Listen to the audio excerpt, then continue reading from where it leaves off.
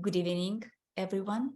Club E-20 from Boston welcomes Bernie Pucker from Pucker Gallery. In a way, this is a momentous event that goes on the tail of the great opening in the University of Nebraska in Omaha, where 500 paintings by Samuel Bach will be housed. And Bernie Pucker was instrumental in this endeavor. Thank you, Bernie. We will talk about it at length. Meanwhile, I would like to recall what was so memorable about downtown Boston and Newbury Street, the main street in Boston at that time, and now too, when I came to Boston. We finally settled in Boston in 1983, and our first trip to downtown was, of course, Public Gardens, which is Arlington Street and Newbury. And then we continued down Newbury Street towards Mass Avenue. And to tourists, maybe the street remains the same, what the tourists know.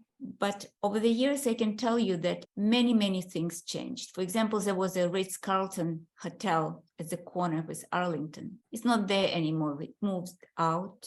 And we had Taj, I think, right? I don't know whether Taj is. Now it's become one Newbury Street. One Newbury Street. So even Taj is gone. So businesses come and go. And across from Ritz was Bonnet Teller, right? The clothing store. It was one block up. It was on the Berkeley. Berkeley, right. Exactly. That store sold very somber New England clothing. You know, it was almost intimidating to walk in. Beautiful galleries inside, redwood staircases. It was a palace. What I didn't know at that time, that it used to be a natural history museum before that. And Bernie just mentioned that Salvador Dali was there, right? Correct. And he managed to jump through the window? Yes, there were little booths on either side of the front door. But he was a bit of an exhibitionist, for sure. Then Louis of Boston moved into that building, right? Yes, exactly. And Louis of Boston was a terrific clothing store until 2003, something like that. And there was a restaurant, very good restaurant in Louis from the back door.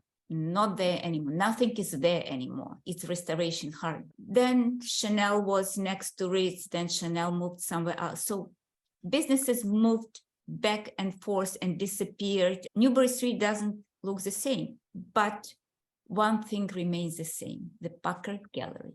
Pucker Gallery was there when we first came to Newbury Street in 83. And I remember that our friends explained to us that the meeting place was on the stairs of the Pucker Gallery. And the gallery was probably half a floor down, right? A couple of steps down. And we always met, especially Friday nights, we met at your gallery. If it was a good evening outside, it was a bad evening, we were inside. And quite often you served champagne there. And actually, my first glass of American champagne was at your gallery. So businesses come and go, but Pucker Gallery stays. And from that place, you moved to much better place on what, third or fourth floor? Third floor. It's a spacious, wonderful place, totally dedicated to exhibiting art. I don't even remember if you have windows there because art is everywhere. So for me, your gallery means a lot. For me, Boston started with your gallery and still continues to be there. I'm very happy that going to Newbury Street, I still see Pucker Gallery being there. So without further ado, Bernie, we would like to hear your story. Well, thank you so much. I don't cry much, but I must say that your reflections and memories of the gallery from 83 on touched me deeply and reminded me of the blessing of survival in this case. Boston is, as many of you probably know, a very complicated city. It has many wonderful things. Probably most wonderful are the people and the diversity of the people and the richness that they bring to the experience for me of being on Newbury Street and interacting with them for 54 years. So what I thought to do was something that I will probably never write, but love living, which is called On the Sunny Side of the Street. It's a journey of my life from growing up in Kansas City, where I was educated, and then founding the gallery with my wife, Sue, in 1967, below street level. It was the first open aspect of that sidewalk. The buildings all owned about 15 feet of sidewalk. It was a very wide sidewalk. And so you could still break through the concrete and do an opening to get to the basement. And that's where we ended up being for 47 years. And then only 7 years ago did we move to the new space that Evelina just mentioned at 240 Newbury Street above CVS. We'll get there soon. So let me begin by saying that in, 1937, my parents had their firstborn son in Kansas City. Neither of my parents were able to go to college, but they both believed deeply in supporting, loving, and helping both myself and my slightly younger sister in anything that we wanted to do. So we really feel incredibly, incredibly fortunate. And if we go back, there should be one slide before that, hopefully. If not, we can start here too. Oh, we do have one slide before. Yeah, it should be what looks like a Moorish temple, but it's actually a synagogue. That's it. Perfect. Thank you. So one of the nicest parts of my growing up in Kansas City was that I had parents that I didn't need to rebel against. They were always supportive of myself, of my sister, enabled us to do whatever we wanted to do. And we were their dream, I think, to fulfill their aspirations, especially in terms of education and giving back to the community. They're both incredibly good people, and we were just blessed by them. One of the immediate parts of my community was the building on the left as you're looking at the screen, called Beth Shalom Synagogue, that was led by a man named Rabbi Gershon Haddis. And Haddis was an extraordinary, extraordinary human being. And he literally came to Kansas City as a conservative rabbi and built this building and congregation into a congregation of 1,500 families. It was a beautiful building. And on the right of the screen is the Oren Kodesh, the art. And you can see just how elaborate it was. I mean, they're influenced by beautiful materials. He cared very deeply about the aesthetic and the beauty of Judaism as portrayed in the art. And so I grew up under his guidance, support, love, and affection in such a profound way. Now we can look at the next slide because it is of Rabbi Haddis. Okay, I'll try to. Yeah, that's okay. We're good. Hold on a second. Haddis was, I think, born in the United States. He's on the left as you're looking at the screen. And then the book on the right was a book that ultimately I published in 2004, I think. He died in 1983, the year you mentioned before, when you came to Newbury Street. And on the 20th Yortzeit in 2003, I realized how important he had been to me. And I got in touch with many of the people who were still living who remembered him. And this is a small black and white book of tributes to Rabbi Gershon Haddis. It was a real privilege to have known him. He was highly educated. He went to Emory College in Atlanta and then Jewish Theological Seminary in New York. Incredibly, incredibly smart and invested both in Western literature and an incredibly knowledgeable Jew as well. He loved Judaism, and that transmission of his love for Judaism has informed my life. but he also loved the notion that you can create very beautiful spaces in which to both pray and be present as a Jew and be proud of it. He was very instrumental in allowing me to study with him every Shabbos without the requirement that I went to services, but would come for lunch and then we'd study together. And I think ultimately his goal for me was to become a rabbi. And probably if anything that I didn't do that I should have done to fulfill his dream is become a rabbi, but I can tell you, I'm so fortunate to have escaped and to have been able to carry with me his love of Judaism and his love of beauty without having to be a congregational rabbi even today. I certainly would not have gotten to my advanced age by being a rabbi. Being a gallery owner has been much, much more fun. So in any event, Haddas was an incredibly important part of my life. When I applied to college in 1954, 55, it was before we had college advisors and you had to go on college tours. I had a girlfriend in Chicago, so I applied to the University of Chicago. And the Jewish Theological Seminary was in New York, so I applied to Columbia. I got into both schools. I broke up with my girlfriend in Chicago, so I went to New York. That was the simple answer. And I was ever so fortunate to be at Columbia at an enormously wonderful time. There's a very good book that I'm now reading called The Free World about arts and culture during the Cold War. It's written by a man named Louis Menand who teaches at Harvard. And there's an entire chapter devoted to Columbia and the intellectuals who were there and their role in intellectual growth in this country. Among them, Lionel Trilling was there, Mark Van Doren was there, Richard Hofstadter, some of the really great names in liberal education in this country. And I was an undergraduate. I'd gone to a public high school with a reasonable Jewish background and suddenly encountered the idea that you can ask questions and you can ask more questions and you need to ask more questions because answers are always available. So it was an extraordinary experience for me. And the summer, as they call it, the rising senior of 1958, I was then president of the student body and went to a student body conference.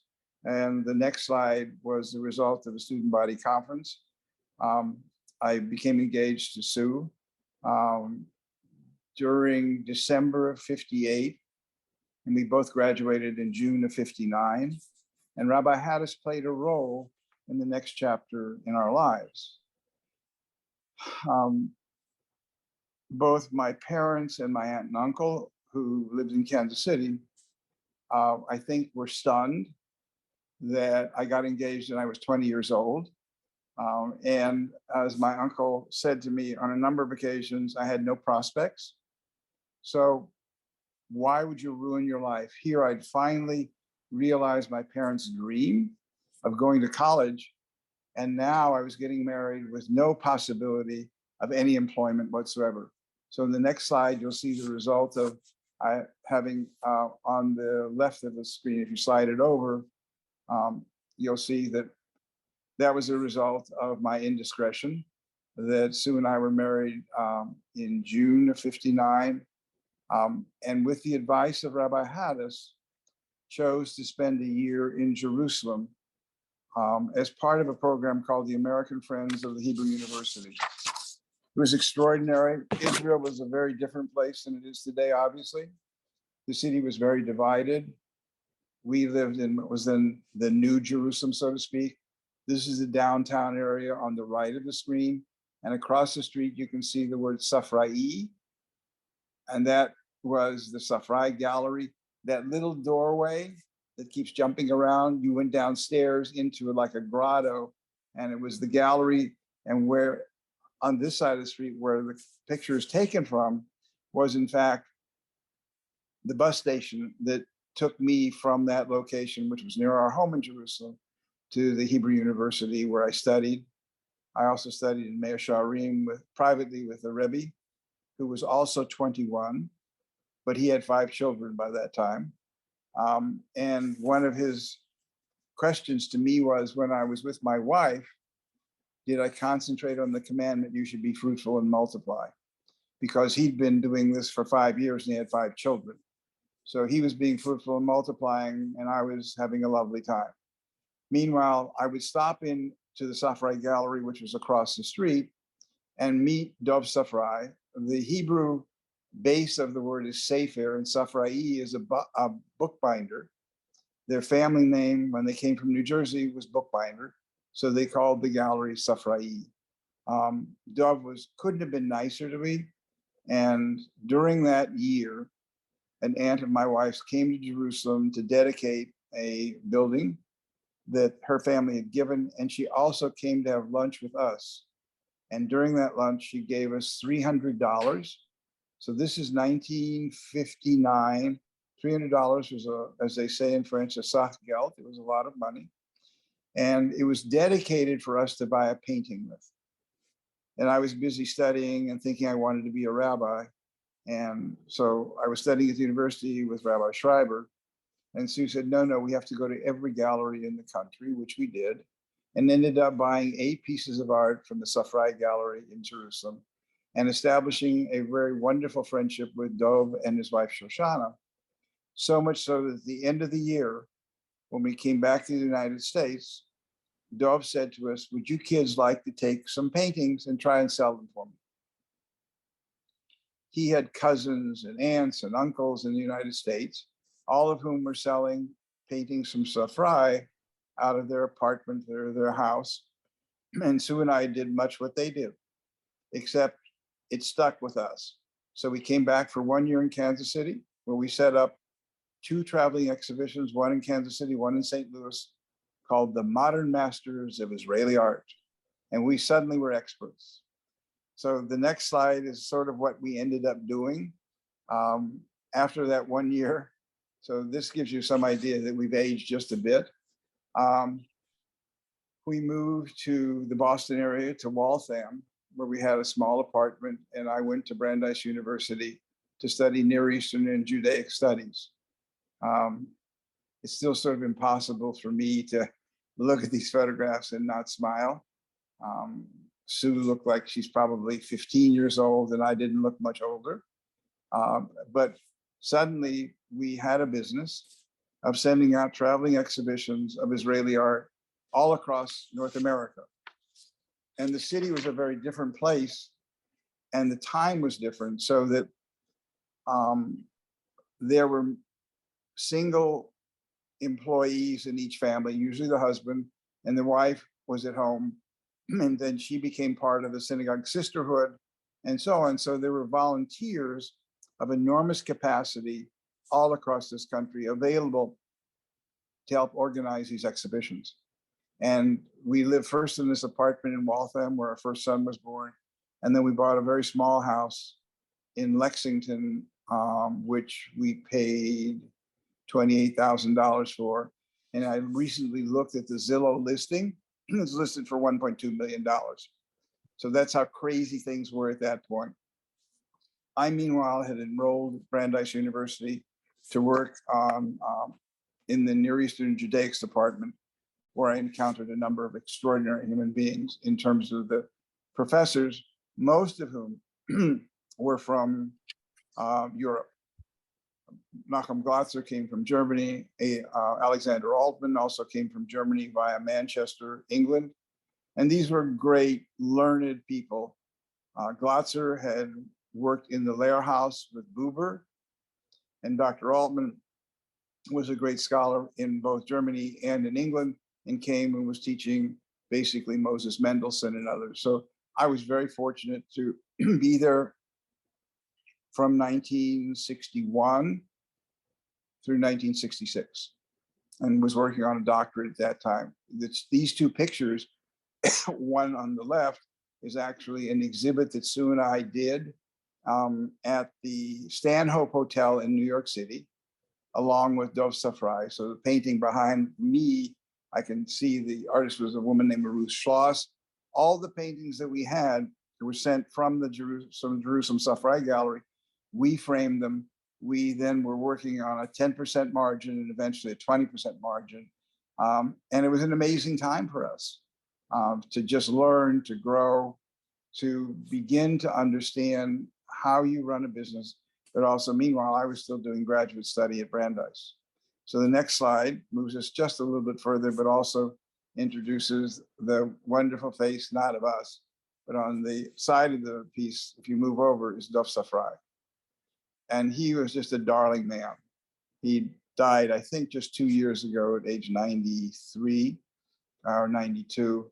And he couldn't have been more generous, more open, more supportive of us as we began to sell the artwork for him in the United States, and realized that this was an opportunity to actually build a new market for him. In addition to dealing with tourists who came to Israel, this was an opportunity then to expand all across the United States. We first did it from our apartment at 47 Lionel Road in Waltham, and then 8 Bryant Road in Lexington. Meanwhile, I was ask you, please. I Sure. have a question right here. I'm sure Yeah. People have this question on their mind.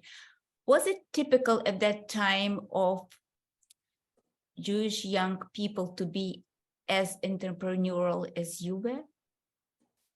The people I was with at Brandeis all were committed to be scholars. I had an interest in scholarship, but I'd also had experience in various entrepreneurial activities, both in Kansas City, and I just the other day, Sue and I were looking for sneakers, and I realized that in high school I used to sell shoes. So I had always played in both parks. I'd been president of the undergraduate body at Columbia, so I was involved with the community and community responsibility. And Sue had similarly been president of Skidmore College. So we had various skill groups. The key ingredient in this particular area that Sue brought to the marriage was she knew she did not want to be a rabbi's wife. And so that was a very fortunate knowing. And therefore, I ended up going to Brandeis to work on a doctorate in modern Jewish history. What was very fortunate about that was that I had great scholars and great teachers.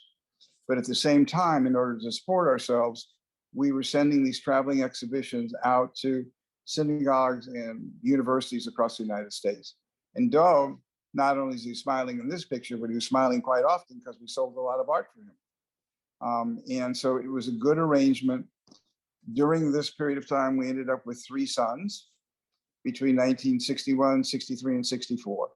So it was like a tsunami of 3 little boys living in Lexington. And then eventually we made the decision to send them to the Solomon Schechter Day School. So all 3 of the boys went to a Hebrew day school that was in its birth years as well. And in 66, Brandeis University was paying $4,800 without your PhD and $5,400 with your PhD. At which time I said to Sue, we have very little to lose. Why don't we open a gallery? So we had, by that time, we were very fortunate to have had a woman who lived in the project next to us in Waltham as a secretary. And she was already pre-computers creating record keeping that would be easy to convert to what computers eventually allowed. So we had mailing lists by artist, by zip code. It was amazing what she did for us. And all these things eventually became relevant to what we ended up doing with the gallery, which was to try to extend the center of the gallery, which was the art itself. But I would argue more importantly than that were the relationships with the people who were interested in the art. And so we spent the last 60 years of our life really being engaged with building relationships that are determined by the underlying principles of beauty and friendship and openness and learning. So the next picture is actually, it feels like it was mimeographed, but I think we actually printed this. So this is a design of the old gallery. You can see outside a fountain, and then the stairwell leading down. So you have to understand that no business was below street level in that I knew of in 1967. The other weird part of it was that we signed the lease for a 5-year period of time for an obligation of $7,200 a year, which was $3 a square foot, on June the 3rd, before the Six-Day War. Now, had Israel lost that war, we had just signed a 5-year lease, and our source for the art would have disappeared. It turns out that that was not the case, that Israel won the war, that I went to Israel in July of '67 and met with artists and spent a good deal of time in the country. So this is a month after the war had ended.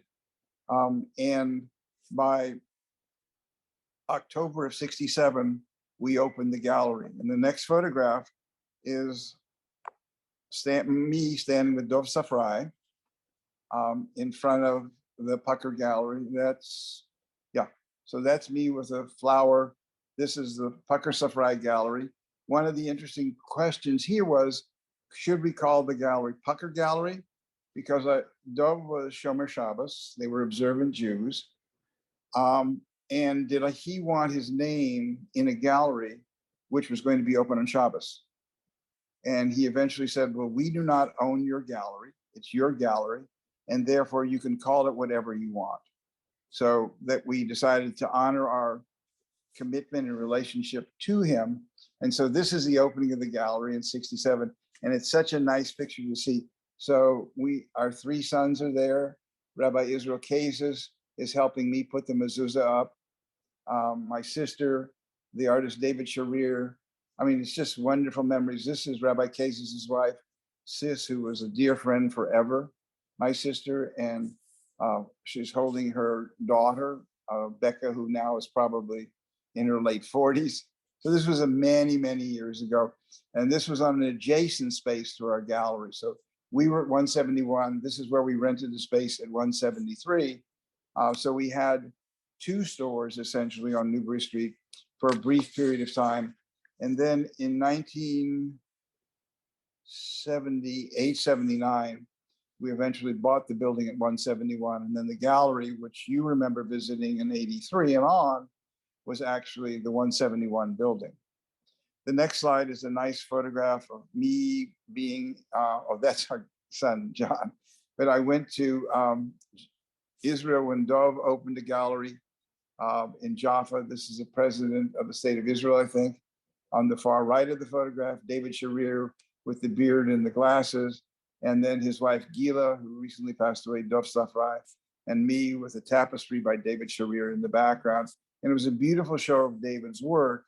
And we worked very closely with Safrai for about 25 years. David doing these wonderful paintings. And then if you go to the other side of this slide, it's fun to look at. So this is our son, John, probably 5 years old, in front of one of the more beautiful Sharir paintings. It's called The Court of the Chazars. And David created this world of miniatures in gold leaf with all the servants and the wazir. It was just this wonderful fantasy world done with exquisite detail. He'd also been a costume and set designer in Israel and had a very, very good career there. We also introduced him to Sarah Caldwell here, who ran the Boston Opera Company, and David did many set and costume designs for here in Boston, among them the Flying Dutchman, Hansel and Gretel. So it was an opportunity to begin cross-fertilizing, if you will. The other thing that happened, and we can look at the next slide, is that we tried in the beginning to show works primarily from the Safrai Gallery. And this is one of the graphics of Israel, probably 1968, 69, when we did this exhibition. But what became very clear at the very outset was you could not have an art gallery in Boston on Newbury Street devoted only to the art of Israel. There was a limit to the quality, the accessibility of the work, and we were not necessarily involved with a lot of the abstract artists who had a decent career in Israel. So therefore, we were dealing with figurative artists, among them David Sharir. The next slide is one of his works along with Shragovile. So the Orchard of Lovers, the pink piece there, was one of the first silk screens of artistic quality done in Israel, I think in 1970. So the gallery was 3 years old. Very complicated. You have to remember, this is long before digital this and digital that. These were all hand-cut stencils. And this particular image was done in an edition, I think, of 195. We sold virtually every one of them. And it's this combination of both miniaturesque and charm and interactions. And then if you remember this, that David was himself a set and costume designer, you have a pretty good idea that he's not only the set and costume designer, but he's also the playwright and architect of this particular image. It was beautiful. And the young people who did the silk screening were graduates of an Ort training high school who took it on as a challenge to do something of this detail and this quality. So it was really an amazing adventure. I think the first one or two of these we sold for $150. And by the time we had sold out the entire edition, it was $4,000. But people totally loved it. Didn't, as I like to say, you didn't have to be Jewish to like that image. It was just joy and love and all that went with it, with a wonderful sensibility. This particular piece, we got into the Philadelphia Museum of Art. A number of museums have that particular print. It was wonderful. And the other piece is by Shraga Weil, who was a kibbutznik who had survived the war as a partisan in Czechoslovakia and immigrated and became part of a kibbutz. And Dov had worked with these people, or his father had too. So we already had a standing relationship. But what we had that he didn't have was a more educated public, but a more diverse, and also a more diverse public. So tourists who come to Israel who had some knowledge of what the Dead Sea Scrolls were might have been attracted to this particular piece of Shraga Weil's with the tent and the idea of the scrolls and the Mora HaTzedek, the leader of the community. Shraga created wonderful, wonderful silk screens that he did over probably 40 years until he passed away, living very simply on a kibbutz and doing wonderful work. My concern with his was that had he been a more aggressive economically artist, then he would have had his work better known. But in any event, he did these amazing, amazing pieces that we showed and got into museum collections on his behalf. So if you're an artist sitting on a kibbutz and Pucker Gallery gets your works into the Fogg Museum at Harvard, it's not a bad deal. So we were already beginning to learn that in order to create credentials for artwork, we had to then use museum representation as a vehicle for that. And the next piece is really kind of fun because it was one of the early works of Sam Bach. It was a lithograph called, I think, In the Park or in the Garden. And again, giving a nice sense of Sam's capacity to create images that are questions. The whole idea of tea time and the teapot and the element of tea time as a moment of civility and elegance and so forth. But this is a universe of broken teapots, of broken cups and saucers. And what I didn't know at that time was that I was dealing with a man of enormous, enormous genius. This was just the very, very beginning of our working together. And it was through Safrai. We were not in any direct contact with, particularly with Sam, until 68, when I went to Israel and then visited with him and met him for the first time. And from that time on until 1986, his works came to us primarily through Safrai. After 86, his works came directly to our gallery. And we've now worked together for 54 years, which is pretty amazing. We may one day, if we both live long enough, write an article about an unimaginable partnership, if you will, an artist and a dealer working together and growing together and loving one another. Sue and I eventually went to Switzerland and I was the best man at his second wedding. So it's been a long-standing friendship and love affair in good ways. At the same time, we also changed the gallery's format from works only from Israel and did a very beautiful exhibition of Marc Chagall's work, which is the next slide, and developed a I would say, major collection of Chagall's pieces. This was the cover of a piece that we did. There's a show we opened after Chagall's death, of Lovers as Ever with Chagall. And the piece on the right is actually a poster. So early years of the gallery, we did both catalogs, but we also did posters. This is a very beautiful lithograph that we sold probably for what would have been $1,500, and subsequently it sold for $35,000 to $50,000. We never approached anything that we sold in the gallery with clients to encourage them to buy art as an investment. Our goal was to share those things that we felt added to the quality and the meaning of life, rather than necessarily became a substitute for cash investments. Some things worked out, some things didn't, but I really believe that from the very outset, our obligation was to take advantage of being in Boston, where if you educated people, then their education would enable them to feel secure enough to buy the art that we were showing. And so far it's working. It's only 54 years later. The next slide was one of the choices that I made in the early 70s, because Chagall felt in many ways both relevant and irrelevant to our life experience.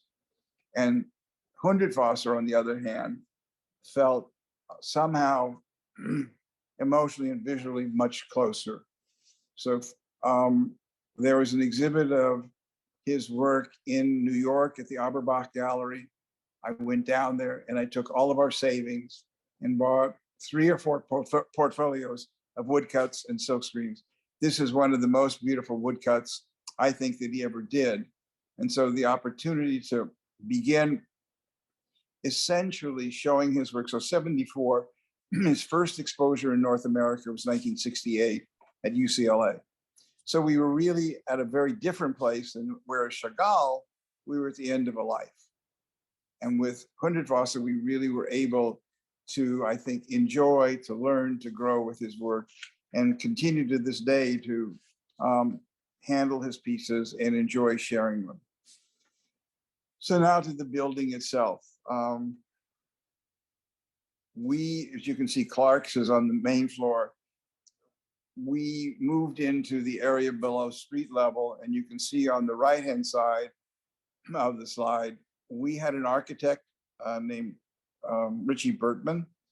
He and 2 partners founded a firm called CBT Associates. And the gallery that you're looking at now was the first project they did together. And I wanted a gallery, so the walls were covered with linen, the oak beams above, the lights were supposed to be recessed. This is later in the history of the gallery when there were computers available. But the space itself was wonderful. And it was intimate, so it was low ceilings. The basement was probably 8.5 feet, maybe 9 feet ceilings, whereas the first floor space in this building had 12 to 15 foot ceilings, but we knew we couldn't afford the rent. So we stayed in the basement until 1978, 79, when we bought the building under enormous pressure from our accountant, who said, don't do anything other than buy the building. And he said, we have no money. He said, that's okay, buy the building anyway. And so ultimately, we did buy the building. And there's a part to the story that is so meaningful to me in any event. We had relatives who had some money, and we tried to connect with them. And we waited until we could speak to one of them. This is 1979. And finally got in touch with her, and she said, no, she didn't have any money. It turns out that she was developing a project of an entire hotel in Los Angeles. She had plenty of money. What she was saying was that she didn't really want to do it. And this was a bridge loan to buy the building. Eventually I spoke to my father, and he said, how's the building? And I said, Dad, we're going to lose the building. And he said, well, I'll call you back the next night after 6 o'clock, because the rates went down. And he called and he said, your mother and I will loan you the necessary money, but we don't want you to pay us back. At that time in 78, 79, interest rates in this country were 15%. So you're talking about inflation today, a big difference. And he did. He sent us the money on the 31st of December. We bought the building, and it essentially secured our opportunity to remain on Newbury Street, because somebody else owned the building and they just wanted more rent. We would eventually have had to leave. So that was a wonderful period of time.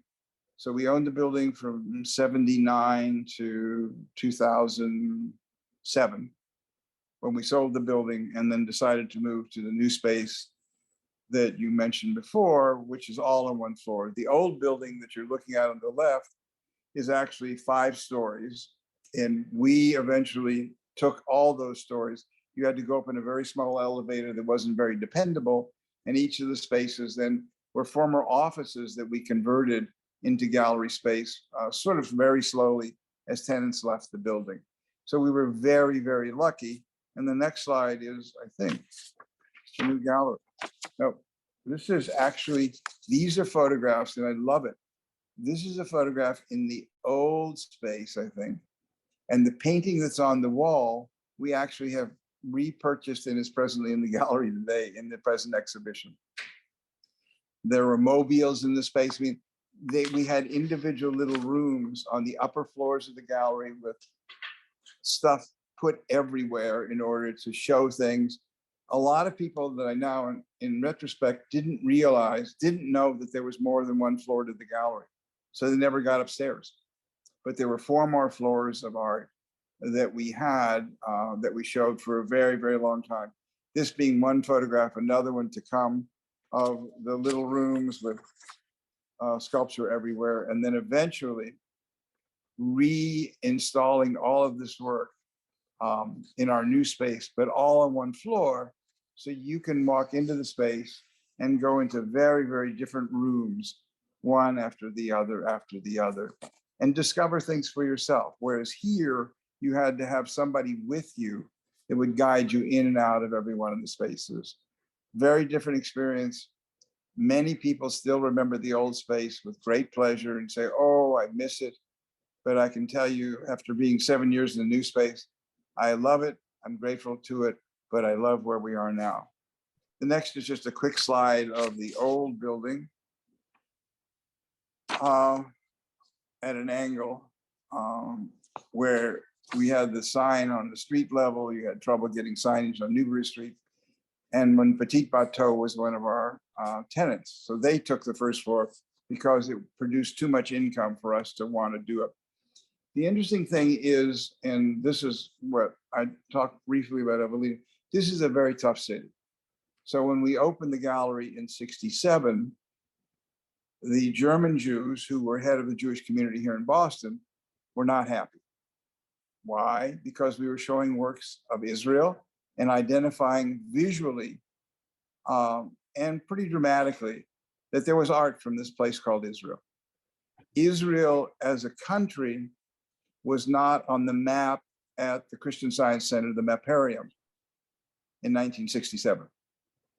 So there was a lot of ambivalence, and for German Jews who were interested in totally assimilating the notion that there was a gallery that said, oh, this is work from Israel, that means Jews have made this, was uncomfortable. On the other hand, the later immigrants, the Russian Jewish immigrants, were so excited. One of our clients, whose family had done quite well here, came down to the gallery the night before we opened in '67 and said, can I help you sweep the floor? I'm so excited that you're here. So the contrast between those two, and it took a long time before the Jewish community itself was strong enough and proud enough to say, we're proud this is here. So it was an interesting period of time. And then what has become more and more apparent over the years is that the Boston community per se is still very stratified. So there's still something called the Country Club here that has limitations on the number of people that are allowed to come from different backgrounds, as is the Longwood Tennis Club. There are a number of Jews now and occasional Black, but it still is a very hierarchical society that's not totally welcoming. One of the things we began in the new gallery, and the next slide begins that, is my belief in education and learning. And so we began publishing books on the artists that we represented. publishing, many of you know better than I do, is an impossible business where no one makes very much money unless you're selling popular bestsellers. So I wanted to preserve the work of the artists we were working with. And so there are 3 books. These were all published in conjunction with David Godine's publishing house. Brother Thomas, who was, for me, one of the most important figures in my life. Allie, who works in fabric, who was then doing works of circus, but overlays of fabric, and then Sam Bach's work, The Past Continues. And this was a wonderful example of Sam. I asked him in '85, by fax, if he would mind if we published a book on his work here in the United States. And Sam said, sure, I will paint 60 paintings for you. So he began working on them. And along the way, I had finished them. We hadn't yet had them sent here to be photographed. And I didn't know what they looked like. I got a fax from an art dealer in Paris asking me, once the Bach paintings came to Boston, could he come here? Sure. So he eventually came to Boston. Why? Because he'd gone to Sam, who was then living in Switzerland, saw a painting he wanted to buy for a client. And Sam said to him, that painting is designated for the gallery in Boston. If you want to buy it, you have to go there. And so that's why he flew to Boston and bought the painting. Sam could have taken that painting out and substituted for another painting. He never did it. It was in his mind a commitment that he had made to me, and I didn't know anything about it. But at the end of the day, that's the kind of integrity and relationship he has to having the art presented in the best possible way. And by doing that, it also attracts to his art people of similar quality. The next is, I think, yes, a slide of 3, 6, 12 books. Of the some 20 books on Sam's work that we have published. We just published another book on the theme of hope. So frequently people say, so why do you publish these things? Because digital, this is available, and digital, that's available.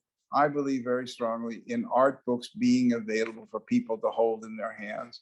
And this creates a visual legacy for Sam's work to be available to anyone at any time, at any place. And so we've now published, I think, close to 20 books on his work, and continue to bring these books out because I believe very strongly that having these available will be an enormous legacy for the future. This is the second most recent book, Figuring Out. But every one of these books has a depth of knowledge visually that is who Sam Bach is. And it's a privilege to, this is a very interesting book. This was the first major book of Sam's that we published with an essay by Professor Larry Langer, or Lawrence Langer, who was at Simmons College then, professor of English, had written a fantastic book called Art from the Ashes. And it was the literature of the Holocaust, even though Larry's field was English literature and Melville and Shakespeare. He had this very profound experience when he, I think, was on a fellowship in Germany and ended up in one of the gas chambers as a tourist. And his whole life was transformed into his responsibility to create a vehicle for memory. So Art from the Ashes was a book I had read. And in 1995, Sam had painted 20 large paintings on the theme of landscapes of Jewish experience. And I went to Larry and said, would you like to write about the art of Samuel Bach? And he basically hesitated. He said, well, I basically write about literature. Since that time, he's written 17 essays. We just published a compilation of all those essays with 500 illustrations called An Unimaginable Friendship. And those works, so the book is very expensive. It's signed, limited, and so forth, but we've made it available as an ebook for $25. So you can go online, download the book, and then when you read the name of a painting, touch the screen and the image comes up. So that's the miracle of using modern technology to make Sam's work available internationally in such a wonderful way. And Larry, in 170,000 words, virtually has never repeated himself about Sam's art. It's an unimaginable friendship and relationship that I've been privileged to be part of. And Larry is now 93, will be a fundamental part of the Samuel Bach Museum in Omaha. So next slide, please. One of the things that we have done over the years is to have Sam's work exhibited both at university museums and public museums in various cities across North America. In 2018, I think, maybe 2017, I read a book called The Heap at Bergen-Belsen. It was a PhD thesis turned into a book about the British, but primarily the Canadian involvement in the word, which I don't like, the liberation of Bergen-Belsen. Well done. And I wrote to the young man who had written it, named Mark Selensack, and I said, I read your book and so forth. And he was then taking a PhD at the University of Toronto in Holocaust studies. And this was his PhD thesis.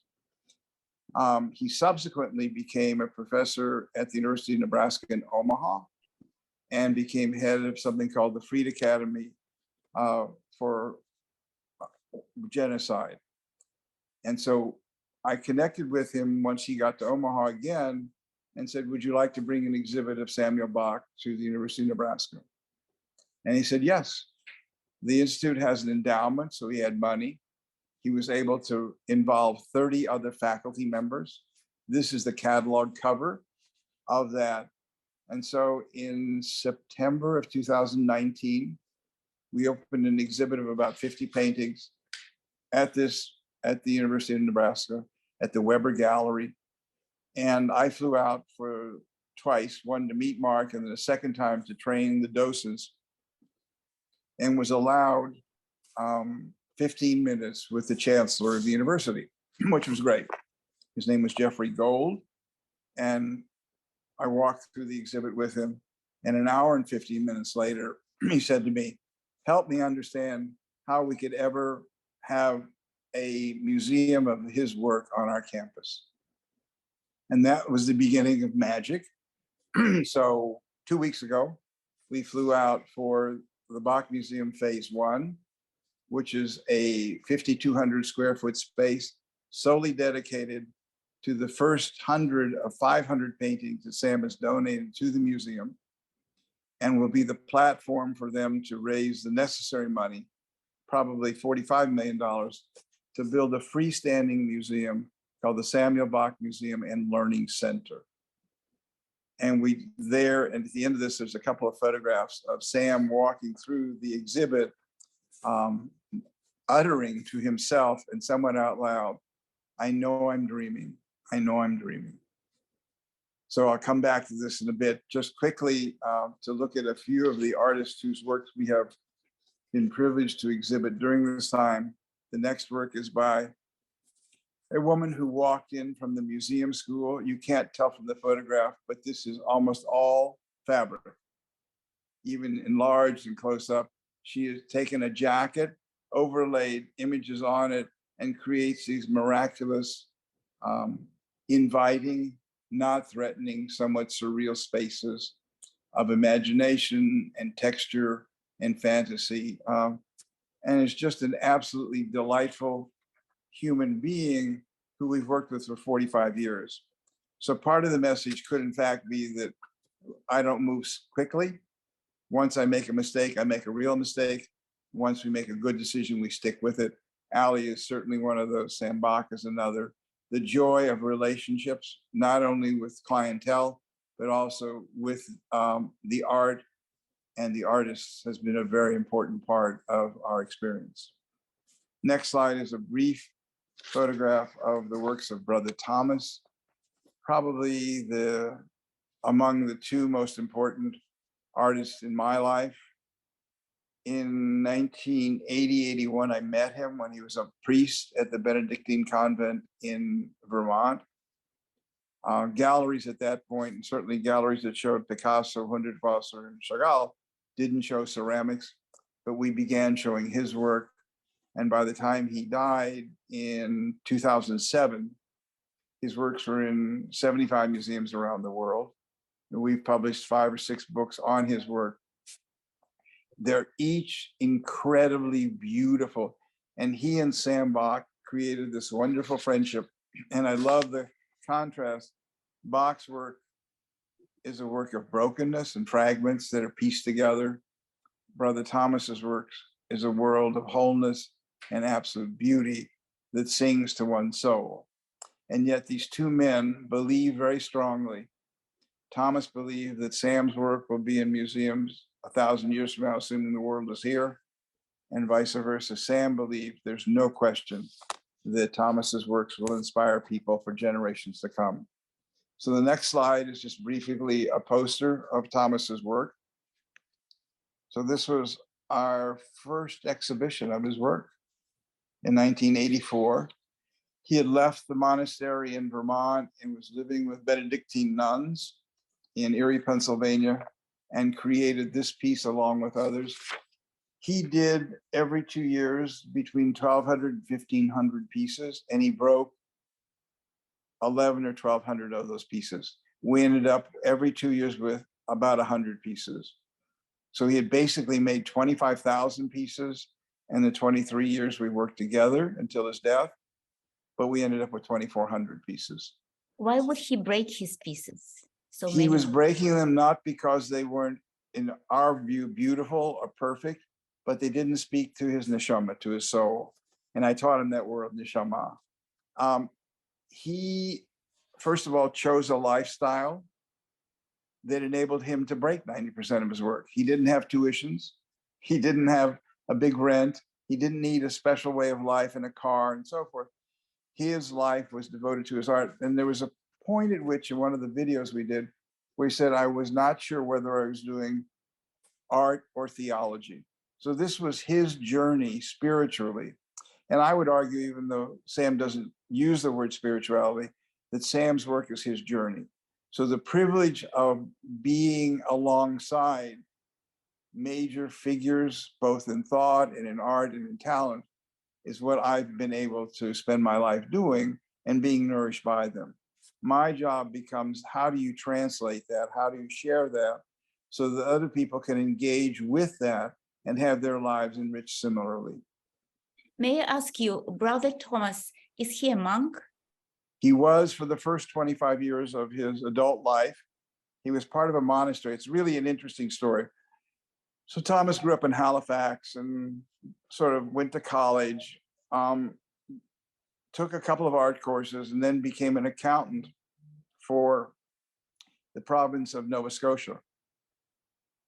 He then took a trip to England, and while he was there, someone said to him, why don't you give a year or two of your life to the church? So he joined this monastery in Vermont that had been founded by a man named Abbot Leo Rudolph. Abbot Leo had gone to the University of Berlin in 1933 and had to escape because of his anti-Nazi proclamations. He came to the United States. He also ended up one period of time in Jerusalem and was the abbot of the Dormition Abbey, which is a large Benedictine abbey in Jerusalem. Ended up with a vision of celebrating God and the Spirit with art. And that was the monastery he founded in Vermont that Brother Thomas joined in, I think, like 1969 or 70. And 3 weeks after Thomas had come there, someone gave him a kiln. So Thomas saw that as a sign and worked for 25 years at the monastery, leaving only after Abbot Leo had died. And then ended up living in Erie, Pennsylvania, which is when we worked with him for 23 years until he died in 2007.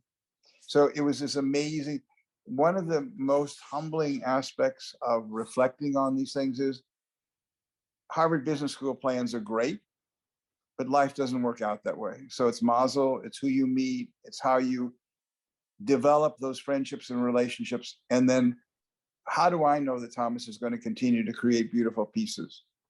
Sam Bach, I knew. I mean, Sam was a prodigy at age 3. So you had some good idea that he was going to create quality. Pottery, nobody even paid attention to in the late 70s in this country.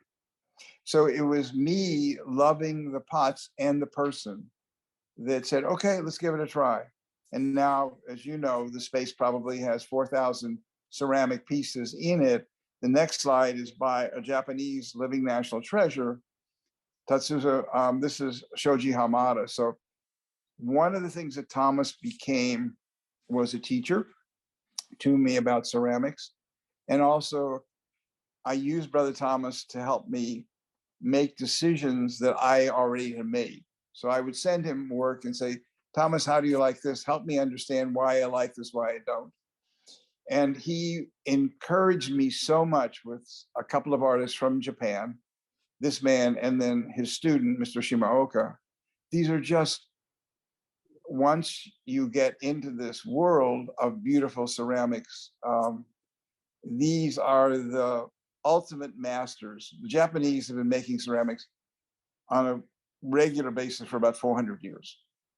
And their traditions handed down one generation from another. Shoji Hamada founded an entire school of ceramics in a village where he was the first potter in 1920. When the tsunami and earthquake hit in 2011, 400 potters' kiln sites were destroyed by the earthquake. So he created the opportunity for this particular community that became the heart and soul of it. And what's fun for me is that we now show his works. He died in 1978. His son's work, who is 94, and then the next slide is his grandson's work, who is 54. So I always think about the fact that in Japan, first of all, they cut themselves off from the rest of the world for 250 years. 2, it's a homogeneous society. And 3, tradition, not in the Tevye sense of tradition, is so important that it informs the meaning of life for Japanese. When Sue and I lived in Jerusalem in 5960, we went there clearly as Jews interested in the state of Israel, and we felt very much like Americans. In 5960, we were searching for our identity, what we're going to do with our lives. Most Israelis at that time were all career-oriented. It could be a lawyer, an engineer, a doctor, whatever it may have been, but they all knew what they were about. So the fact that we were Jews was almost irrelevant. The fact that we were Americans became distinguishing us from them. Go to Japan, we kept kosher.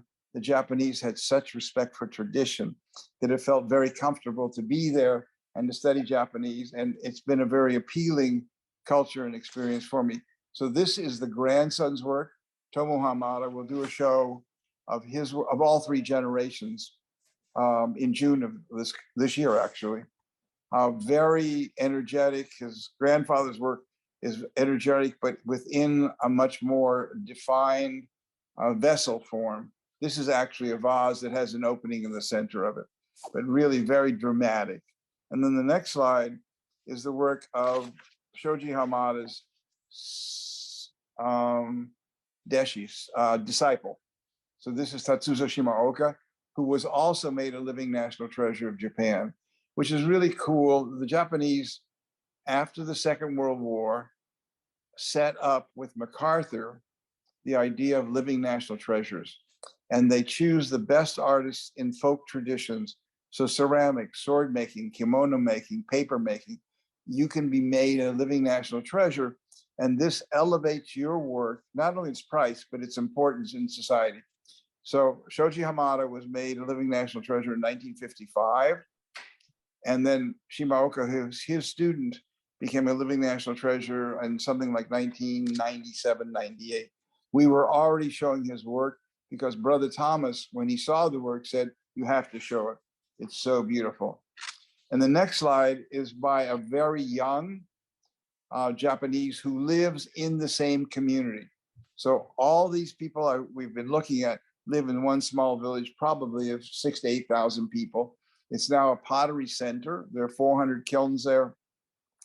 And before COVID, people would come, in the thousands during Pottery Week in order to see him. So this is a young potter who we deal with, and we're just about to do an exhibit of his work, but just wonderful, joyous. And every one of these people, in his case, this man's been making ceramics since he was 5 years old.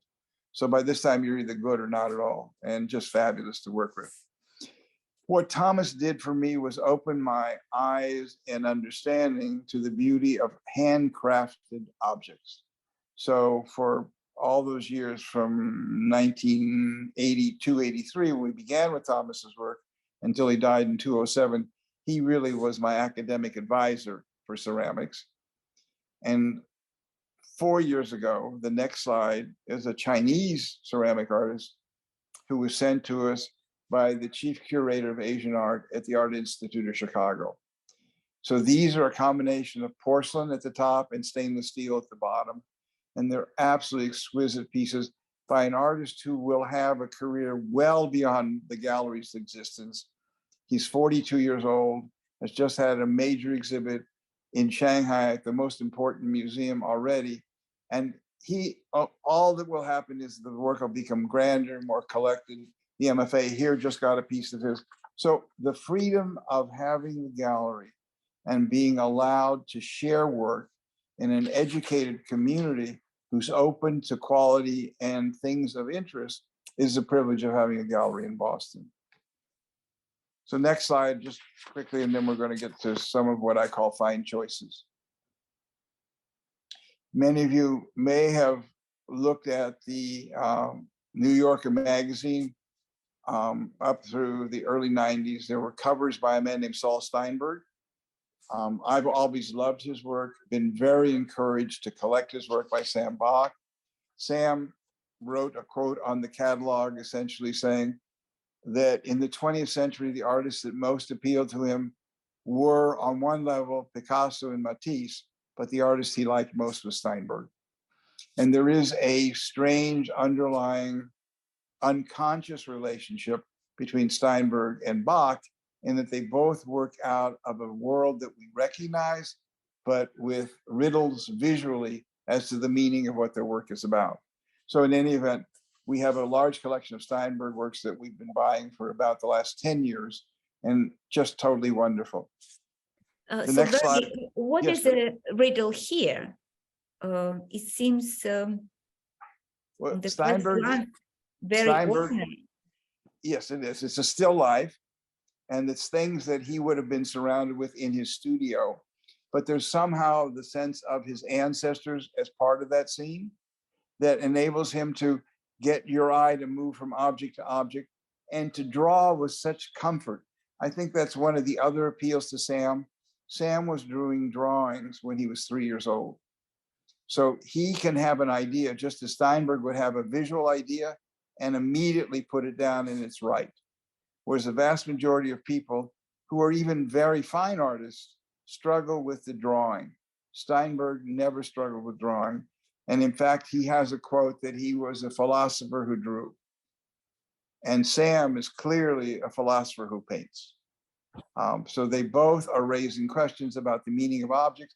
Sam in a much more complicated way because his life was much more complicated than Steinberg's. Steinberg was born in Romania, trained as an architect in Italy, and then came to the United States during the war in 43, 44, and then built an enormous career. In the 60s and 70s, Steinberg was the most sold artist in the entire world, which is fascinating when you think of it. He gave, at his death, 3,000 drawings to Yale. So it's a rather remarkable career that people now have sort of forgotten about. But I think one day, the MFA just got a collection of 26 of his pieces, and they're going to do a show soon. So next image.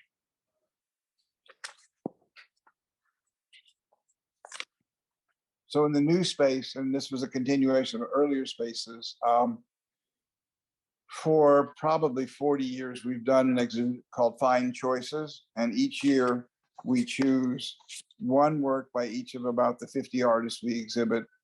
This is, I think, this year's or last year's catalog. And the catalog represents each of those artists. This is a series of Sam's that is totally amazing. This brings together his, what he calls repairs with the question mark inverted, hammers and nails, which immediately resonate with the notion of the crucifixion, but they get to be so complicated in imagery that we now publish something called a Bach a Day, which is simply one of Sam's paintings with a different interpretation. And I've invited in a number of people just to write a response to one painting, trying to get people to learn how to look at art. You just also quickly have a pot a day, right? Yes, it. Yeah, a pot. That's a pot a week. Yeah. but we do that too. Those are quotes with Brother Thomas. But then there are all the different ceramic artists. Exactly. The next image is just the new gallery space. So CVS is on the first floor, we're on the third floor.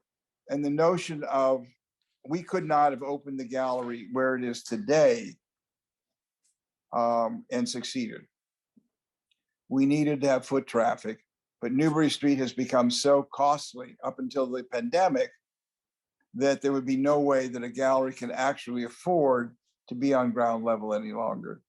But having been in gallery business 47 years when we moved, being on the third floor is not a problem at all. So people come to us who know us, and new people gradually discover us. So actually, in many ways, sadly, during the pandemic was 3 of the best years the galleries ever had, because we did the webinars, we did a variety of other things that gave us an opportunity to connect with people. The next slide was actually Bernie, the first this show. portal, Yes. when was it made? Say what? This portal, when was it made? It would have been probably in 2019 before the pandemic, because this was on something called Art Newbury Street or Open Streets. So Newbury Street was open on a Sunday afternoon. And so the gallery's on the third floor, and these were balloons leading into the space. Well, you were kind of, you looked into the future, because today it looks like a sign of solidarity with Ukraine, which we know Yeah, that's so interesting. You're right. No, you're absolutely right. And we're almost at Sam's work, which I want to end with, but also to talk about the fact that sadly, Sam's paintings look like he painted them in response to the Ukraine, and many of the paintings were painted 5 or 10 years ago. That the notion of human atrocity, which we'll look at in a minute, is really portrayed in that way. And the next piece was actually the first show we did in the gallery when we moved there, because the artist whose works are on the wall, we're actually showing again now today. Gerald Garston was a very dear friend. And Sam got the catalog for the show, and he called me and said, you know, Bernie, Garston's been dead for 19 years, and his paintings look even better today than when I remember seeing him in the beginning. And the other collection is a collection of Zulu beer pots and things from South Africa that are between 40 and 100 years old. The only reason I point this show out is to show that we've been allowed the opportunity and the privilege of showing artwork that we believed in, that we thought were aspects of human experience that could potentially provide energy and uplift people. And all I can say is that we're very grateful for that chance. The next piece is one of the fundamental icons of the gallery. It is a piece of Sam's called The Ghetto of Jewish History, painted in '76. Many of you, I hope, had seen the painting of Sam's that was on exhibit at the Museum of Fine Arts here in Boston from this exact same period of time, and painted almost exactly the same idea, with the Jewish star cut out of the pavement, no figures in it, bloodstains on the walls. And it's a question of whether or not the space is being excavated or it's about to be covered over. So that the Museum of Fine Arts got a more densely populated image of broken houses and the Jewish star, that I'm thrilled that is in part of their collection. I frequently say it only took 40 years, but at least it's there now. And had a wonderful reception, and many people came to the gallery because of it. The next painting is family. It's in the gallery. It is his, I would say, masterpiece, if one could ever live with it, called The Family. It's probably about 5 feet by 7 feet in size. The painting, in a certain sense, speaks for itself. It is kind of a symphony of atrocity, of brokenness, of fragility, of the vulnerability of all of us as human beings, of memory. It uses the device of a painting within a painting. So many of these figures are, in fact, members of Sam's family who were destroyed or who had died before he was born. It just talks to all of humanity and also to our senses of sight, of taste, of hearing, which get distorted as a result of the universe in which we're living. Anytime I pull the painting out, I always am stunned by the power and at the same time the beauty of what he has created in such a wonderful way. So the last couple of slides, and I'm more than happy to try to answer any questions, is the window of the temporary Bach Museum, phase one. In the beginning, the artist Samuel Bach. So this is phase one of the gallery. And then the next slide is Sam in the space 2 weeks ago. And I just want to share with you, especially the slide in the lower right, Sam, this is when he was literally walking around that space uttering, "I know I'm dreaming. I know I'm dreaming." So it was his idea to have the wall painted gray. These are drawings that his mother had saved from 46 and 47 in the DP camp in Landsberg that he has donated to the museum. And some of them are memories of individuals he met in the DP camp. Others are his early pieces in the upper right-hand corner when he was in Palestine, which became Israel when they came there. And so there's an entire, if you will, lifetime of work. The watercolor behind him immediately was one he did when he was in a DP camp. It's just an extraordinary reservoir of genius that was his. And you can almost see by the look on his face of almost disbelief. So it was an extraordinary visit. The painting or the photograph of the layout. So Sam, we did a maquette of the space itself here in Boston. He helped place the paintings. And then the fellow who does the installation for the gallery was flown out by the people in Omaha to do the installation. Sam was thrilled with it. There are 50 paintings on exhibit at this time. And there's a photograph in the lower corner where Sam is sitting in front of one of his paintings. One more, that's him speaking to students. He's sitting here, and there are 50 high school students who on the day that they could have had a vacation came because their teacher had prepared them to see the works of Samuel Bach. And it was just very uplifting and meaningful to Sam to have the opportunity to share his work with young people, with the belief that the paintings themselves will allow a conversation with everyone about moral choice, about moral responsibility, about being an upstander and not a bystander. And it was one of the most beautiful experiences just to be present for, and to also see his humanity being reinforced by the goodwill of people who were grateful to him for having allowed them into his world. So I think that's enough of me. I'm more than happy to try to respond to anything that you have as questions, if that's okay. My question is related to something that you mentioned just in passing. You mentioned that if you had any failures, you moved fast. I would like to know, what do you think were your failures in this business? Say it again, because I want to make sure I understand the question. You said that you had some very fortunate decisions. Yeah. And you dwelled on those decisions and you developed those, but some of your decisions were not successful. Absolutely. Well, one of the choices that you can make in anything you do is whether or not you're going to trust yourself and trust others.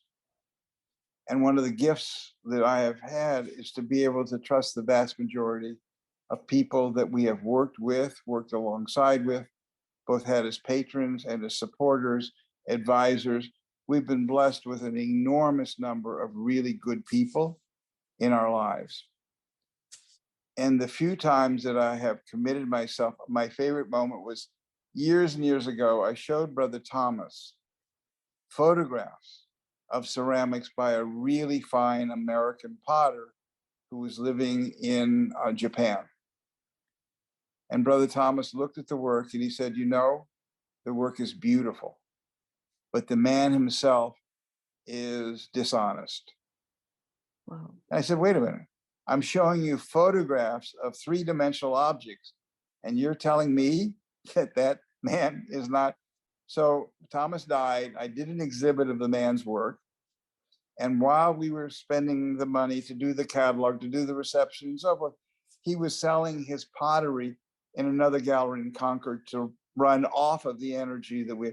So that was one of the situations we said, okay, I made a mistake and threw him out of the gallery.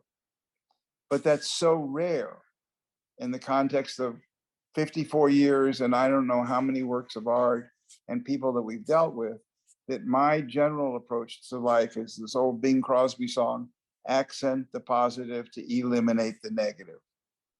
And we've been fortunate. I mean, living what I think all of you know, and I know Fira's experience and other friends have gone through a lot of transition, of loss, and very, very complicated, difficult universes. We've been lucky. We have had loss, sure. But on balance, we've been so blessed. And as I began talking about my parents, I mean, it's very rare that kids grew up and didn't, in quotes, rebel against their parents. But my sister and I both were blessed with people who believed in us and trusted us. And that's just a gift. So those are the things I tend to still hold on to that give me enormous joy in each day. I mean, if I described to you what went on today, I met with the publisher, the new editor of a Jewish Publication Society, far removed from anything else we're talking about. But the earlier part of my life was studying Judaica. So I'm still on their committee. So the idea of being able to engage with ideas, to think about an idea and say, can I help you realize this dream of yours? So Brother Thomas has this great quote that I still love. Risking and dreaming are primary acts of creativity. Risking and dreaming. And the reality is, sure, it's a risk to have a gallery. Sure, it's a risk to commit yourself totally, both in love, but also in business relationships. Look at Sam. I mean, who knew the integrity of the human being in addition to the integrity and the genius that is his? I couldn't make that relationship happen. It happened. But then it's up to me and to Sam to figure out how we nurture that. And we've been, blessed with 54 years of a friendship and a partnership. So I'm a big fan of accenting the positive. Thank you. Jana, I'm going to read the questions in chat. Would you please type your question, because that is the format. Thank you.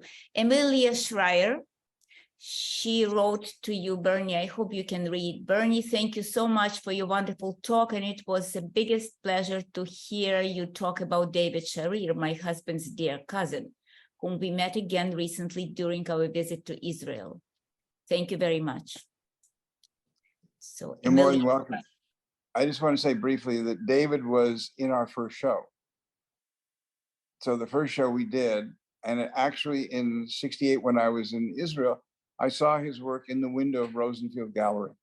So our relationship and friendship goes back, whatever that is, 53 years ago.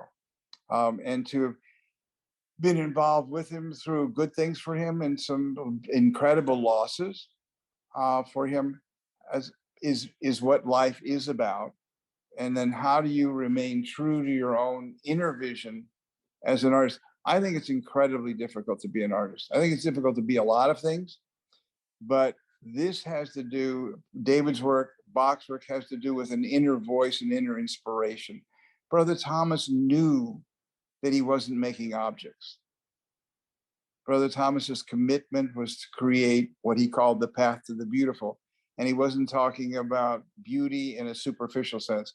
It was an inner spiritual sense, which sounds very abstract, but in his case was so physically real. So what a privilege it is for me to have worked with people like that. So that's how I view the opportunity of working with David, with working with Sam, with working with Thomas. All these people have enriched our lives. And then my responsibility and opportunity is then to share their work with other people. Thank you. Sure. And there is a question from Surgeon Natalie Zaremsky. How do you find new artists? For example, how was found Ipek Kotan, who is currently exhibited in your gallery. Yeah, that's interesting. So there is no formula. It is really happenstance, luck, and I guess a certain amount of confidence in my own judgment. Not whether it will sell or not sell, because we're good at what we do, so we can sell things. The issue is, why are we selling it? And the why has to do with, does it resonate with some part of who I am? So a woman we know in Boston knew Ipek, and the woman came to me, and I don't know her that well, and said, well, my friend makes ceramic, blah, blah, blah, blah. And I looked at it and I said, the photographs are lovely, but I can't make a decision. If she would send me pieces, then I could begin to live with them and see what my relationship is. And one thing led to another. So we eventually did this exhibition, which for her was an enormous effort, because she has to teach in order to sustain herself in the Netherlands. She's born in Turkey, educated in the United States and the UK, and now lives in the Netherlands. And between COVID and everything that's happened, it's just an enormous financial burden to even manage this.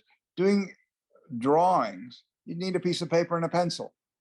But to be a ceramic artist is amazing. When Brother Thomas moved to Erie, Pennsylvania, he came with 20,000 pounds of equipment.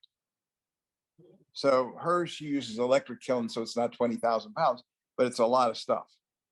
And so there's an enormous burden that a ceramic artist has. And the other part of ceramics, which I love, is that once you have fired it, you can't go back. It's finished. Whereas if you take a painting, you can smear over it and say, oh, God, and learn nothing. But there's a combination in ceramics of both the technique and the science behind it that enables you to continue to ask questions and then develop answers. And I love that part of it. Mm-hmm. Thank you. Anna Golitsina, who is almost professional photographer, at least on professional level, we like her work. She asked the following question. I know personally one of the artists you represent, Fran Foreman. Yes. She's very interesting conceptual photographer, merging her works into a lot of paintings, I think, or pretty much paintings. What is your relationship with photographers and photography? Any other photographers you represent? We probably show the works of 5 or 6 photographers. Every one of them is for a different reason. Fran's work for me has so I like things that are slightly off center. And Fran, by using collage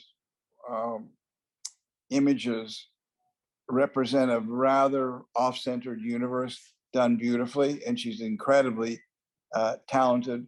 We have the works of Paul Carey Goldberg that are beautifully, they're like Vermeer still life images.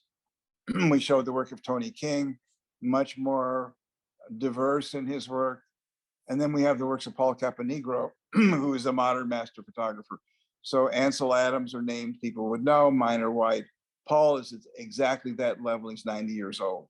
So those are silver gelatin prints, breathtakingly beautiful. And so for me, it has to do with what I said about Ipek's work as well. There has to be a connection. There are a lot of wonderful photographers in the world, and their work doesn't resonate the same way as those that we choose. So if you're a new artist or an old artist, all of the gallery's resources go to presenting your work. The framing, the catalog, whatever we do for you if you're the newest artist or the oldest artist in the gallery. We do it equally. And I think it's important because the new artist exhibition will never cover the expenses. But the fact that we've done this for 54 years means that some of the people we invested in 30 years ago are now sustaining artists for the other people. So there's a nice sort of sharing of resources. And the publications of books, I just feel strongly about, we could have taken that same money and kept it. But my view was that it's important to preserve these works for future generations, and books still do that. Thank you, Bernie. You're welcome. And here is from someone who knows how to pay compliments, Jana Valinsky. Thank you for this enriching and interesting presentation. I had the pleasure of seeing your gallery a couple of times, and now it was wonderful to learn the story of your life that brought you to this amazing level. It would be interesting to learn what is the structure of the administration of your gallery, who makes the decisions of the art choices, etc., who was founding the gallery at the beginning of its path. I So think it was Bernie yeah, was that's me. founding the gallery. Yes. Yeah. But then I was 29 and didn't have a beard. So the first thing I did was buy a beard. The second thing I did was buy a suit from Louis. So I look like an adult, because before that I was doing the framing, the shipping, the crating. And so but suddenly I was now the balabait. I was the owner of the gallery, so I had to look presentable. So the fact is that it's a small enough operation that if you make a good decision, you make a good decision. If it's not, it's my fault. But I don't have a board of directors. I really rely upon, well, but let me back. Sam Bach and Brother Thomas were two major figures in my life.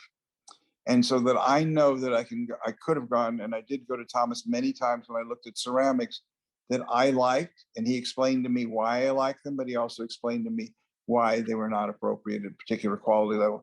And Sam is the same way with painting and drawing and sculpture, and is generous and kind, but also very clear. So I may see work and I say, well, that's pretty interesting, but I'm ambivalent. I'll send it to Sam and Sam will reinforce my ambivalence. On the other hand, when we showed the work of this Chinese artist, Hong Wei Li, Thomas had then died, but I showed it to Sam and Sam said, this is among the most beautiful things I've ever seen. And he's not a ceramic artist, but he has eyes and wisdom that very few people have. So for me to have resources to go to reinforce my instinctive response. And you've been doing something for 50 years, you probably have a good idea what you're doing. But at the same time, to have a colleague or colleagues that you can go to and share those responsibilities and responses really is a real gift. Thank you. Before I'll read another accolade, I would like to ask you, what about those wonderful aluminum mobiles? I know they're so much fun. Before COVID, I brought my grandchildren to the gallery to show them these mobiles. And then we duplicated a couple of them in paper. That's wonderful. That's a wonderful thing. So I waited about 20 years. I knew I wanted somebody who worked in that medium, but so many people who do it with no imagination and no quality. And Mark Davis was a friend of another artist we were exhibiting, and the artist said, would you be willing to look at the work of Mark? And he was doing very small things, but he had been a jeweler before. And so his craftsmanship was superb. But what's happened, so what's in the gallery is probably 35 or 40 pieces. We have gotten almost 1,000 pieces, and we've sold every piece except these 40 pieces. That's never happened with any artist we've dealt with, because the work is exactly what you said. It's filled with joy and energy and life. And so, again, that's a wonderful opportunity. When we began working with Mark, he was living in a shared studio space on $11,000 gross income. And today he owns his own house. He has a beautiful new studio that he's built. And 5 or 6 years ago, we got him $1 million commission for a hospital in Chicago. So enormous opportunity to open doors and make things happen in a good way. Great. And our good friend, Masha Friedman, who is an oldie in Boston, basically shares the same memories as I do. Packer Sapphire Gallery has been an important part of my life, writes Masha, since early 80s. Thank you, Mr. Packer, for sharing your story. Thank you to the club for inviting Mr. Packer. So as I said, we used to use your gallery as a meeting spot for years. And I forgot to mention it, but you did exhibit Russian or Soviet refugee artists at that time. So we would go and support those artists and be at your vernissages, right? Yes, exactly. So important part for us to know that one of us is being exhibited in the real gallery. Well, you know, the interesting thing was that the vast majority of the Russians that we knew were educated, had a sensibility. That doesn't exist in the United States. There is no such educated group of people who both have a sense of pride and identity. So I think about it all the time because, and I was just with this man who's now the editor of the Jewish Publication Society, was saying people don't read and don't bring the same knowledge level. I mean, when we used to go to New England Conservatory for the first Mondays, a vast majority of people were Russians who had come and knew music because they had experienced music in their former lives, wherever they were. That just doesn't exist in America. There is no such class of educated, it's just very frustrating. And you know, there's all the best colleges in the world and their art history and there is that. It doesn't influence or impact the lives of people here in this country the same way that I've sensed. I mean, all the people that we know, very dear friend Yuli Glasman, maybe wasn't into art, but music, and his wife Natasha, and the whole sensibility of discovery of what art can do in terms of informing your life, and his joy in work that he would see, we would share together. It's just something that doesn't literally exist amongst whether it's middle, upper middle class, rich people. They don't have the same depth of understanding and appreciation. So I'm always grateful that people see the gallery in the way that you just mentioned and that others on this Zoom have been doing, because that's what the gallery should be about. It should be sharing a common interest in those things that make our lives more meaningful, more beautiful, and so on. And everybody that now that we deal with have all gone to college and they have masters and they have PhDs, but they don't have the depth of commitment to what art can do. Well, here are a lot of thank yous from Nina Bouchard.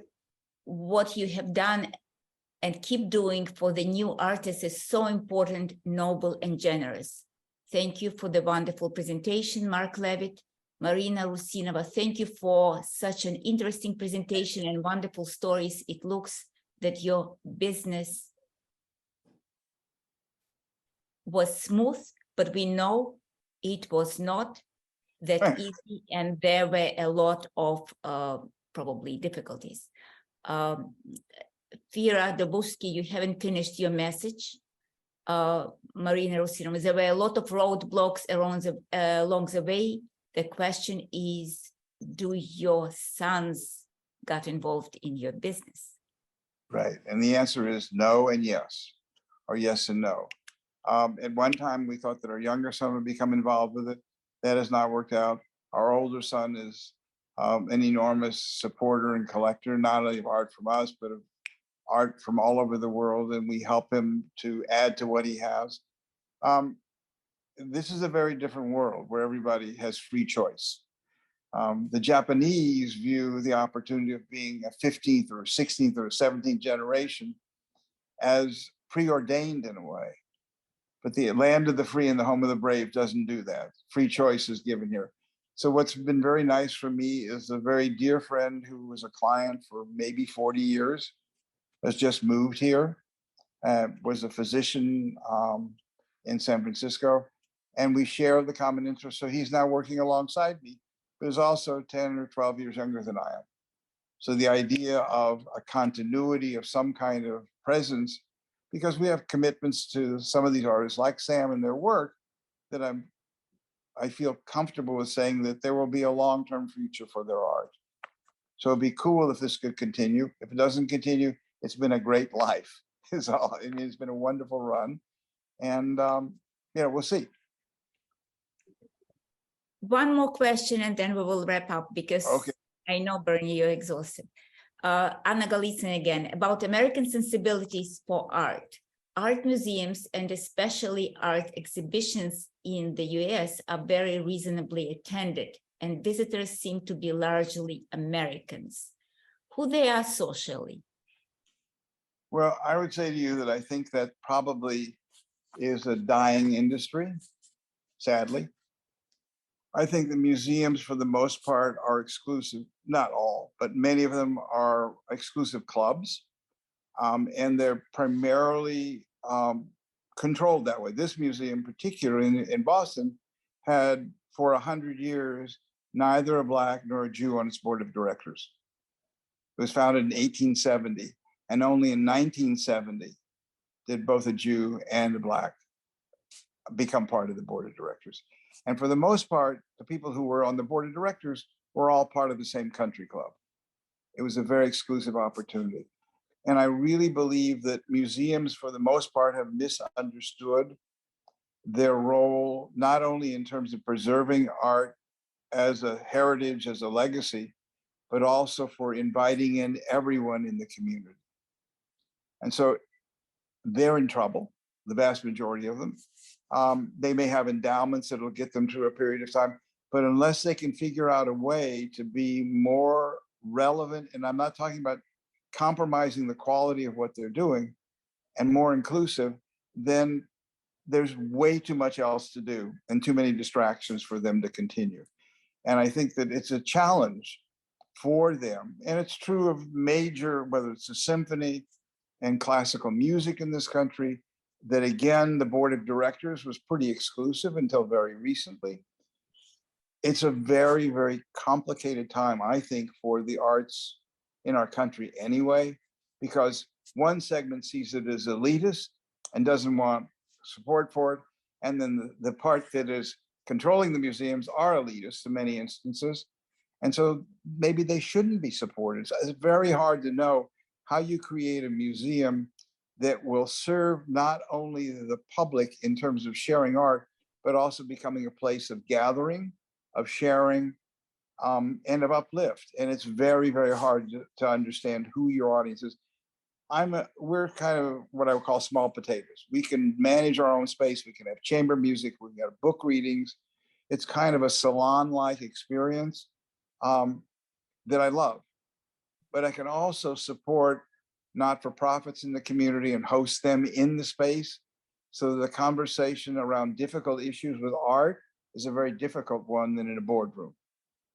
And so there's a lot of potential in somehow figuring out both formal and informal ways to address the needs of our world and of this country, which is so complicated anyway, to let that happen in a productive way.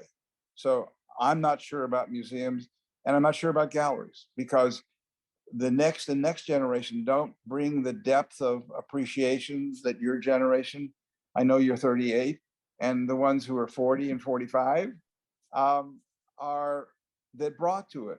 There's a depth of interest that people are busy and they're carpooling, their kids are playing soccer. There's a whole bunch of other, and then all the distractions of the internet. So people they buy more books, but they don't read more books. So it's very complicated. And the symphony, BSO, is experiencing this simply because with COVID, people realize that it's a schlep to get there. Maybe they can just listen to it on the radio, maybe they can watch a basketball game instead. So their choices have become much more present in people's lives. And I just don't see the engagement around art and social issues at the same level that I did 40 years ago when we opened the gallery.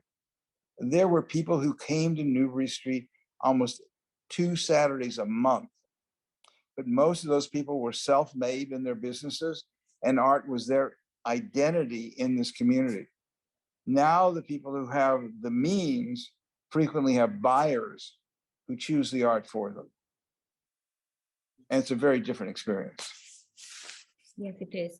I would like to get back, we are wrapping up, to the fact that you said that you kind of escaped being a rabbi.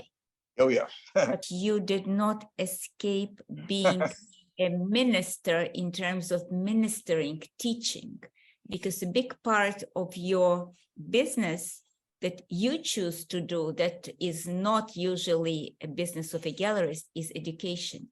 And I know because, for example, during the COVID time, we attended quite a few of your webinars. And ever since, maybe it's a silver lining of COVID that promoted Zoom platform. You have webinars where you invite speakers and panels with people who can digest or make art more accessible and better understood for those people who are not stewed in art milieu during their regular hours, right? And you Yep. do a terrific job at really bringing the art to those who don't come to the gallery and bridging to the next generation or generations to come, judging from the University of Nebraska in Omaha. People who will learn about Holocaust and Bach, that will be generations of people. And it's an enormous influence on the community in the middle of America. An enormous gift. So Bernie, thank you so much for everything you do. It's a real pleasure. You're very sweet to have invited me and said what you just said. But the reason that I do what I do is exactly because of what you just said. The joy of being able to learn together, to ask questions together, and to basically just think in some small way that this can be a better place to live, the world, as a result of the art that we've been privileged to show. So thank you so much for the opportunity simply to talk with you and for your warmth and insight into what we've been doing. Thank you. Kira Dabowski says, thank you brings a lot of memories of time spent at your house and the art gallery. And Regina Stollerman, thank you, Mr. Parker, for a very interesting story and your heart and rewarding work. More than welcome. Finish on that note. Absolutely. Thank you, Bernie. Best, thank you. Be well. Good night. You too. Goodbye. Okay.